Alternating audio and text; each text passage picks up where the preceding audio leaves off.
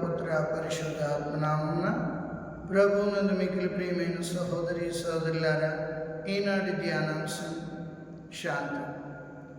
నేటి ఆధునిక జీవితంలో మనిషికి సిరి సంపదలు ఉన్నాయి, పేరు ప్రఖ్యాతులు ఉన్నాయి, గౌరవ మర్యాదలు ఉన్నాయి, కావలసినంత టెక్నాలజీ సహాయం కూడా ఉంది. కానీ నానాటికి మనిషిలో కొరత అవుతుంది శాంతి. శాంతి లేక విలువెల్లాడిపోతున్నాడు. సంఘాలు కానీ, సమాజాలు కానీ, దేశాల మధ్య శాంతి లేక యుద్ధాలకు దిగుతున్నారు. అందుకే ప్రభు మత్తయి శుభవార్త 5వ అధ్యాయం 9వ వచనంలో చెప్తున్నారు, శాంతి స్థాపకులు ధన్యులు, వారు దేవుని కుమారులు అనబడదురు. ఏ వ్యక్తి అయితే శాంతిని కోరుకుంటాడో ఆ వ్యక్తి మొదటగా చేయవలసింది ప్రభు అయిన యేసుక్రీస్తుని తన జీవితంలోనికి ఆహ్వానించడం తెలుసుకోవాలి. అందుకే 1 పేతురు 3వ అధ్యాయం 15వ వచనంలో, మీ హృదయముల యందు క్రీస్తుని ప్రభువుగా ప్రతిష్ఠించుకొనండి.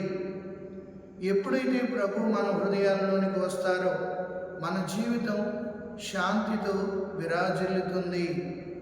పునీత శ్రీపుర ఫ్రాన్సిస్ వారు జీవితాన్ని చూసినట్లయితే ఆయన శాంతి కాముడు అని పిలుస్తుంటారు. ఆ శాంతిని మనం పొందుకోవాలంటే ఈనాడు శాంతికి బదులు అశాంతి రాజ్యమేలుతుంది.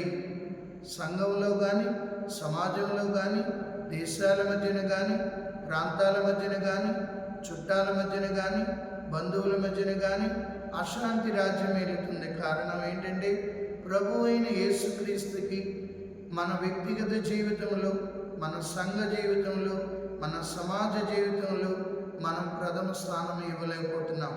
అందుకే శ్రీపుర ఫ్రాన్సిస్ వారు చేసిన చక్కని ప్రార్థన ఒకటి ఉంటుంది, ప్రభు నన్ను ద్వేషమున్న చోట ప్రేమను పంచిన సాధనముగా వాడుకో, కోపమున్న చోట శాంతిని నేను నాటగలిగే భాగ్యాన్ని దయచేయండి అని. కావున శాంతి కాముకులుగా మనం తయారవ్వాలి అంటే మనం మొదటగా మన ప్రభువుకి ప్రథమ స్థానం ఇవ్వాలి. ఇదే మత్తయి శుభవార్తలో మనం చూసినట్లయితే యేసు ప్రభు గలిలయ సముద్రం మీద శిష్యులతో పడవలో వెళుతున్నప్పుడు పడవ అడుగు భాగాన నిద్రించినప్పుడు శిష్యులు ఆ పడవలో ఉన్నారు. ఈలోగా ఒక తుఫాను చెలరేగి పడవని తుఫాను అలలు చిన్నాభిన్నం చేస్తుంటే వెంటనే వాళ్ళు భయపడి పడవ అడుగు భాగమున్న ప్రభు దగ్గరికి వెళ్ళి, ప్రభు మేము నశించిపోతున్నాము, నీకు పట్టలేదా అని అంటారు. వెంటనే ప్రభు నిద్ర నుండి మేల్కొని అల్ప విశ్వాసులారా అని చెప్పి గాలిని అలల్ని గద్దించి శాంతింపుము అని పలికారు.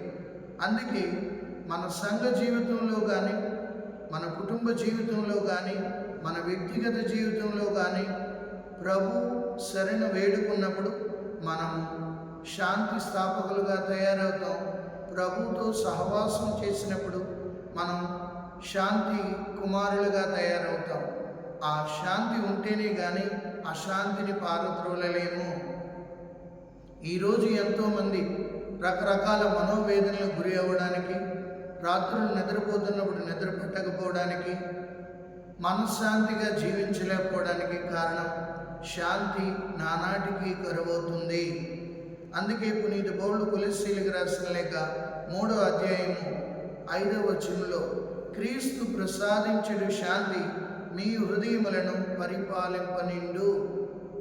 కావున మన జీవితాలలో మనం శాంతియుత జీవితాన్ని జీవించాలనుకున్నప్పుడు, మన కుటుంబాలలో మనం శాంతియుత జీవితాన్ని జీవించాలనుకున్నప్పుడు, మన సంఘంలో మనం శాంతియుత జీవితాన్ని జీవించాలనుకున్నప్పుడు ప్రభు అయిన యేసుక్రీస్తు ప్రసాదించెడు శాంతితో మొదట మనం నింపబడాలి. మన కుటుంబాన్ని నింపాలి, మన సంఘాన్ని నింపాలి, మన సమాజాన్ని శాంతితో నింపాలి. ఆ శాంతి ప్రతి ఒక్కరిని శాంతి కాముకులుగా మనం తయారు చేయగలుగుతుంటాం ప్రియులారా. కావున ఆ ప్రభు ఇచ్చే శాంతి మన జీవితంలో ఎల్లప్పుడూ ఉండాలంటే ఆ ప్రభుని నిరంతరం మన హృదయంలో మన మానస మందిరములో ఆ ప్రభువుకి స్థానం ఇవ్వాలి. అందుకే ఆ శాంతి ద్వారానే మనం ప్రభు యొక్క అనుగ్రహాలు పొందుకోగలం. పవిత్రాత్మ వరాల్లో ఒకటి శాంతి, అనుగ్రహాలలో ఒకటి శాంతి. ఆ శాంతి మీ అందరినీ పరిపాలించాలని, ప్రభు అయిన యేసుక్రీస్తు మీకు తోడుగా ఉండాలని ప్రార్థిద్దాం. మీ కుటుంబాలలో, మీ వ్యక్తిగత జీవితాలలో శాంతితో నింపబడాలని ప్రార్థిద్దాం. పితా, పుత్ర, పరిశుద్ధాత్మ నామమున ప్రభు మిమ్మందరినీ ఆశీర్వదించి కాచి కాపాడునుగాక.